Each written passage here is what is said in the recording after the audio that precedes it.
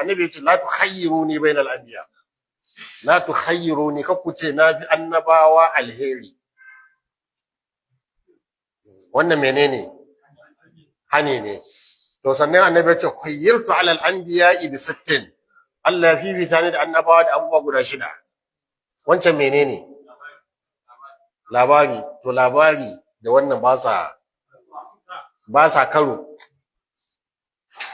saboda ka duk abin da zaka ce kakkace mishi khairul anbiya'i waya hana muttafaqun alayhi kawai ne fara cewa ko da yi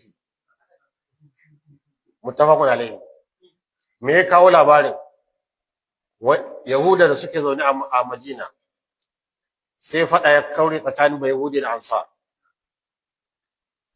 sai bayahudan yake rantsuwa da Allah da ya fifita Musa akan annabawa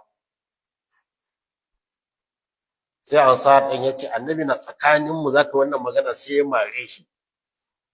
sai bayahudi ya kawo kara wurin manzo Allah alaihi salatu wassalam yace wannan bayahudi ya mare ni dan na ce kaza Allahu allazi faddala Musa alal alamin sai annabi ya hushi yace la tukhayyiruni wata riwaya la tufaddiluni alal anbiya'i kubar raba ni kubar nuna nafi su falala ya hana so wannan hanin shari'a ce ta hana yace ranar tashin kiyama bayan an busa kaho na tashi shine farko wanda zai tashi yace sai ga Musa rike da kafan al'arsh tsaye bai sani shi yana cikin wanda su ko wanda ba su cikin su ba ta ga musu in ina da falala to shi ma yana da me saboda haka ku bar cewa wani ya ji wani saboda haka addinin musulunci baya rabawa tsakanin annabawa dukkan su manzannin Allah ne ko ko annabawan Allah ne wala nufariqu bayna ahadin min rusulihi ba ma bambanta tsakanin su wannan tafdil in shari'a ta zo ta ce la to in ka ci gaba da neman kusantan Allah da abinda shari'a ta ce a'a kana faɗan kalma wanda yake kai baka bata hankali amma Allah ya hana ta kun gane darasin saboda haka in shari'a ta zo ta hana abu na hayi to ba a bauta wa Allah da abin da shari'a ta hana amma in labari ne kamar yanzu ka ce manzo Allah alaihi salatu wassalam yana da falaloli da Allah ya dora shi akan suran annabawa kamar yanda yace da 60 Allah ya bashi kowane annabi ana aiko shi duk mutane amma shi aiko kowane annabi ana aiko shi zuwa mutane shi aiko shi duk mutane Allah ya maida mishi kasa wahuran Allah ya halatta mishi gana'im Allah irin wayannan abubuwa ka faɗa kamar yanda ya faɗa baka da wani laifi na'am ko ka faɗe siffan wasu annabawa annabi Ibrahim awwal man yuksa yawm al-qiyamah Ibrahim annabi ya ce Ibrahim kowa zai tashi ba kaciya zai wata kaciya ba ran tashi ba tufa Oriyan mutumin farko da za a ɗauko tufa a suturta shi shi annabi Ibrahim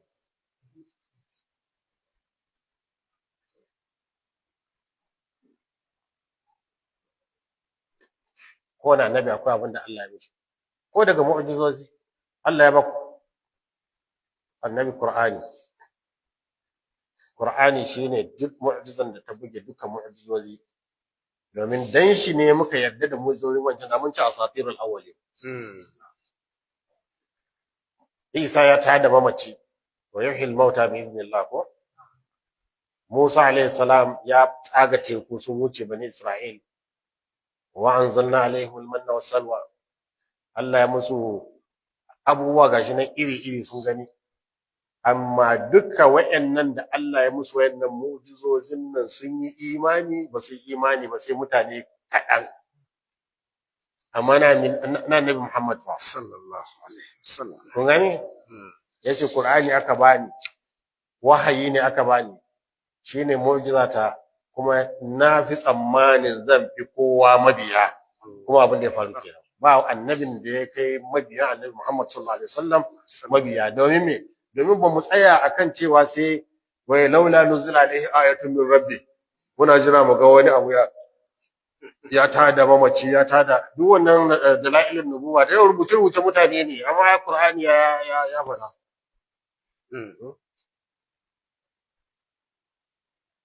ba abin da aka ce an bashi na mu'jiza sai me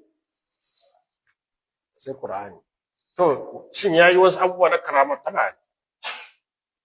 amma ba tahaddi bane wa in kuntum fi raibin mimma nazzala abna fatu bi suratin kun ga wannan tahaddi shine mu'jiza gashi nazo da nawa Musa yazo da sanda kun gane amma in ana yaki ko ana wani abu na al'ajabi yazo wannan karama ke kiran shi ba mu'jiza bane kullul azmi min ar-rusul azm shine wanda suka fi karfin zuciyar tsayawa da isar da manzanci dan ku wasu ba ɗaya bane za ku iya hadawa da Yunus ibn Matta wanda yake yayi wa'azi ba aji yayi hoshi kawai shi ne ya tafiya shi kaga ba azum anan ko to ko shi a cikin hadisi sahihi ingantacce muttafa alaihi la yaqulanna ahadun anni khairun min Yunus ibn Matta kan wani a cikin ku yace annabi Muhammad ya fi Yunus ibn Matta kada ku ce abinda aka hana ne hadan ko amma to a gaske fa ya fi wannan kun gane bambancin a zahirance za a iya iltibasin su da Allah to ai Allah ya hana ni dan kai iltibasi da tare da manzo Allah na'am domin wasu daga baya za su ce maka ai Allah ne baka ji an fara ta haske bane baka ji an ce an yi duniyar nan da sammai duwa ina kake Ibrahim dan shi ya rasu sahabbai ne ma fa da ake karanta musu da Qur'ani suka fara cewa inna shamsu wal qamara yakhasafa li mauti Ibrahim sai annabi ya tara su ya ce la wannan ayoyi ne na Allah ba sa yin kusufi dan rayuwar wani ko dan mutuwa ayoyi ne na me